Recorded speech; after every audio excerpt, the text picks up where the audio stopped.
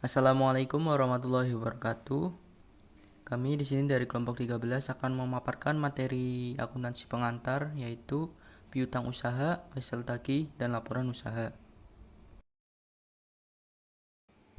Sebelumnya perkenalkan anggota kelompok kami. Yang pertama ada Maulana Nantio Karlif, yang kedua Khairunisa Zahra, yang ketiga Kurnia Nur Afrida, dan yang keempat Syifa Hanin Husnun Nisa.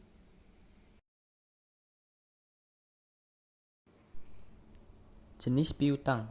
Piutang atau receivable merupakan jumlah yang harus dibayar dari individu dan perusahaan. Untuk mencerminkan perbedaan penting di antara piutang, dibuat klasifikasi sebagai berikut. Yang pertama, piutang usaha atau account receivable merupakan jumlah yang terhutang oleh pelanggan. Yang kedua, wesel tagih atau notes receivable merupakan janji tertulis atau sebagaimana dibuktikan dengan instrumen formal atas jumlah yang akan diterima.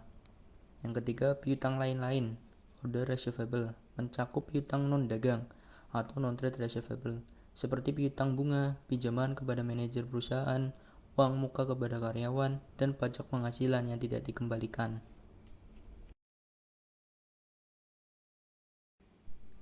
Piutang usaha. 3 masalah akuntansi terkait dengan piutang usaha. Yang pertama, pengakuan piutang usaha. Yang kedua, penilaian piutang usaha. Dan yang ketiga, penghapusan piutang usaha. Pengakuan piutang usaha. Piutang usaha dapat diakui atau dicatat ketika perusahaan mendapatkan piutang usaha tersebut dengan cara melakukan transaksi penjualan kredit, terjadinya retur dan potongan penjualan, dan terdapat pelunasan piutang usaha oleh perusahaan. Contohnya, pada sisi debit, piutang usaha, sisi kredit, pendapatan penjualan. Dan pada sisi debit, retur dan potongan penjualan. Piutang usaha pada sisi kredit. Kas dan potongan penjualan pada sisi debit, piutang usaha pada sisi kredit.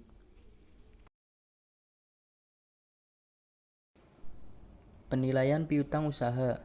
Setelah perusahaan mencatat piutang ke dalam akun, perusahaan melaporkan piutang pada laporan keuangan sebagai aset. Namun, penentuan jumlah yang harus dilaporkan terkadang sulit karena beberapa piutang akan menjadi tidak tertagih. Perusahaan mencatat kerugian kredit sebagai debit atas beban kerugian piutang atau bad debt expense, atau beban piutang tak tertagih atau uncollectible account expense. Piutang dagang harus tercatat dan dilaporkan pada neraca sebesar nilai kas bersih atau neto yang dapat diperoleh dengan jumlah piutang sesudah dikurangi cadangan kerugian piutang tak tertagih. Ada dua metode untuk menghitung piutang tak tertagih. Yang pertama, metode penghapusan langsung, dan yang kedua, metode cadangan. Metode penghapusan langsung piutang tak tertagih. Metode penghapusan langsung atau direct write-off method, ketika perusahaan menentukan piutang tertentu tidak dapat ditagih, maka biaya tersebut akan menyebabkan kerugian pada beban kerugian piutang. Dampak metode penghapusan langsung, misalnya pada tahun 2014, promosi penjualan besar-besaran, penjualan meningkat secara drastis, dan juga piutang usaha meningkat secara drastis, yang menyebabkan laba neto ikut meningkat. Sedangkan di tahun 2015, pelanggan yang gagal bayar menyebabkan beban kerugian meningkat secara drastis dan juga piutang usaha yang merosot sehingga menyebabkan laba neto menurun.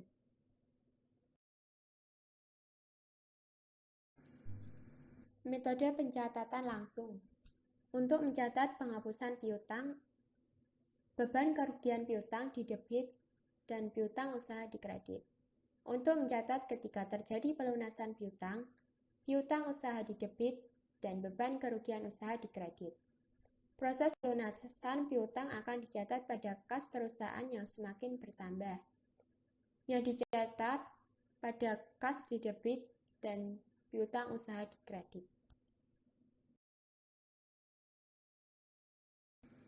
Metode pencadangan untuk piutang tak tertagih.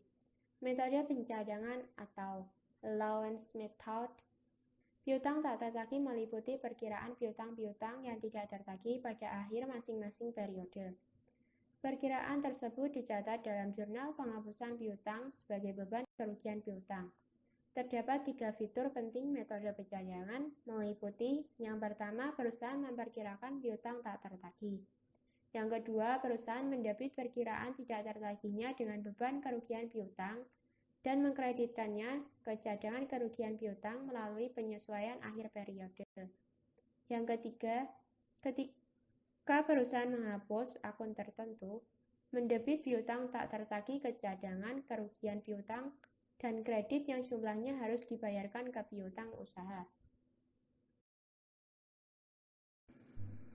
Metode pencatatan cadangan. Untuk mencatat estimasi piutang tak tertagih, beban kerugian piutang didebit dan cadangan kerugian piutang dikredit. Untuk mencatat penghapusan piutang, cadangan kerugian piutang didebit dan piutang usaha dikredit. Untuk membalik penghapusan piutang usaha didebit dan cadangan kerugian piutang didebit. Setelah proses pelunasan piutang dilakukan, jumlah kas perusahaan akan bertambah dan dicatat dalam pembukuan kas didebit dan piutang usaha dikredit. Penghapusan piutang usaha. Dalam peristiwa normal, perusahaan mengumpulkan piutang secara tunai dan menghapus piutang dari buku-buku. Karena penjualan dan piutang kredit telah tumbuh, peristiwa normal pun berubah. Perusahaan sering menjual piutang ke perusahaan lain agar menghasilkan kas, sehingga memperpendek siklus operasi cash to cash. Alasan perusahaan menjual piutang yang pertama, piutang dapat menjadi satu-satunya kas yang masuk akal. Dan yang kedua, penagihan dan pengumpulan uang seringkali memerlukan waktu dan biaya yang cukup banyak.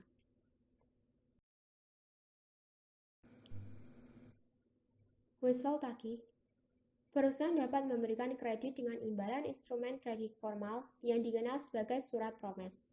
Surat promes atau promissory note adalah janji tertulis untuk membayar sejumlah uang tertentu sesuai permintaan atau pada waktu yang pasti. Surat promes dapat digunakan ketika yang pertama, individu atau perusahaan meminjamkan atau meminjam uang. Yang kedua, jumlah transaksi dan jangka waktu melebihi batas normal. Dan yang ketiga, dalam penyelesaian piutang usaha. Dalam sebuah surat promes, pihak yang membuat janji disebut pembuat janji atau maker, dan pihak yang menerima pembayaran disebut penerima pembayaran atau pay. Berikut contoh surat promes. Surat promes biasanya terdiri dari tanggal surat, jumlah uang, waktu jatuh tempo, nama penerima, jumlah suku bunga, dan nama perusahaan yang membuat surat promes tersebut. Menentukan tanggal jatuh tempo.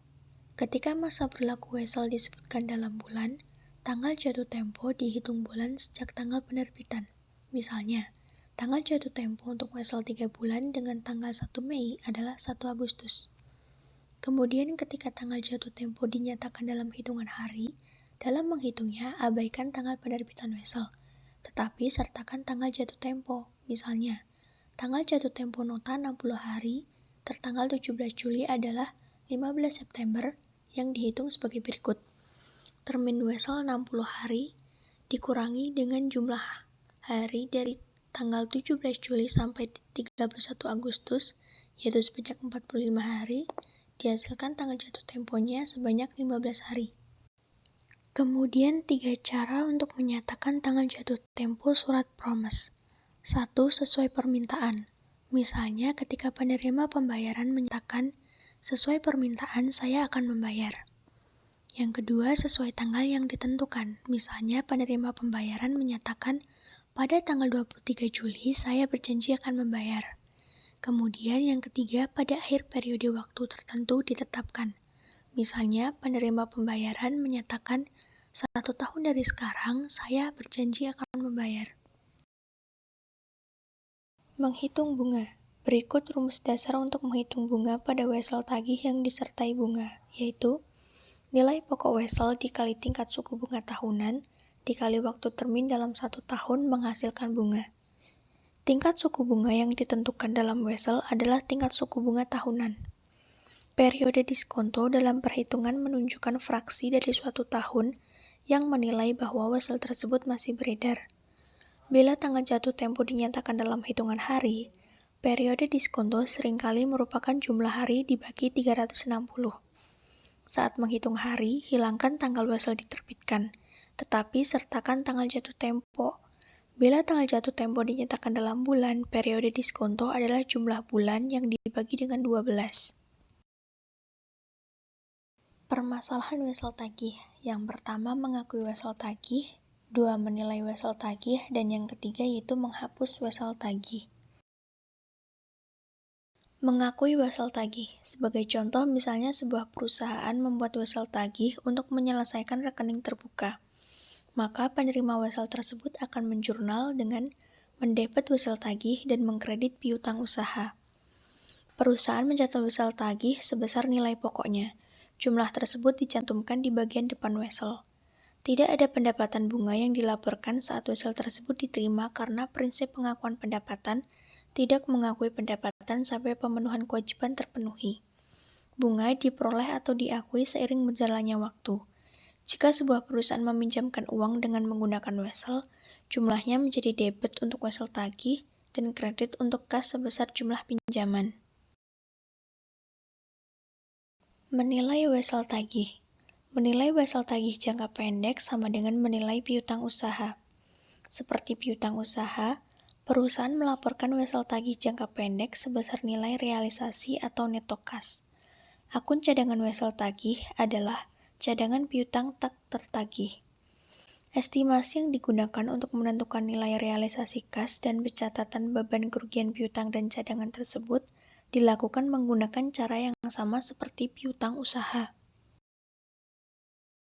Menghapus wesel tagih. Wesel dapat dimiliki sampai tanggal jatuh tempo, di mana nilai pokok ditambah bunga yang harus dibayar jatuh tempo. Dalam situasi lain, pemegang catatan mempercepat konversi menjadi kas dengan piutang. Dalam beberapa situasi, pembuatan wesel lalai sehingga penerima pembayaran harus melakukan penyesuaian yang sesuai.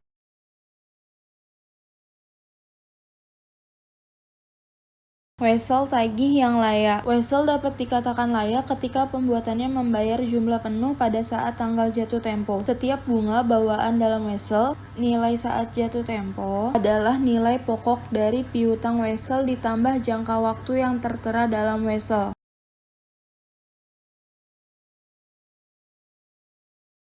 Wesel tagih gagal bayar. Wesel gagal bayar atau dishonored adalah catatan yang tidak dibayar penuh pada saat jatuh tempo. Tagihan wesel bayar tidak dapat dinegosiasikan. Namun penerima pembayaran masih memiliki klaim terhadap pembuatan promes dan biasanya mentransfer rekening wesel tagih ke akun piutang.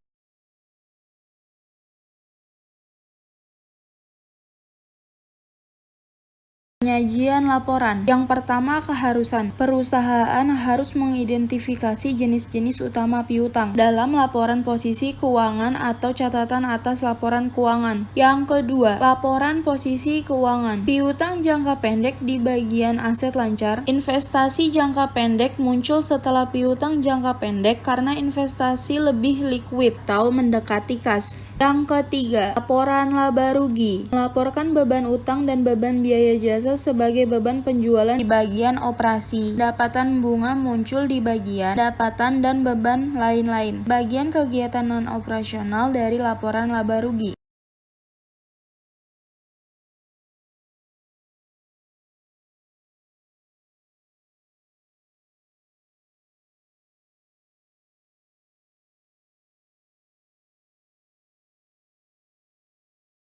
Analisis laporan. Investor dan manajer perusahaan menghitung rasio keuangan untuk mengevaluasi likuiditas piutang perusahaan. Gunakan rasio perputaran piutang usaha untuk menilai likuiditas piutang. Mengukur berapa kali rata-rata perusahaan mengumpulkan piutang selama periode tersebut. dihitung dengan membagi penjualan kredito neto atau penjualan neto dikurangi penjualan tunai dengan rata-rata piutang usaha selama tahun berjalan. Rumusnya, penjualan kredit neto ditambah rata-rata piutang usaha neto sama dengan perputaran piutang usaha. Lalu jumlah hari pada 1 tahun ditambah perputaran piutang usaha sama dengan rata-rata penagihan dalam hitungan hari.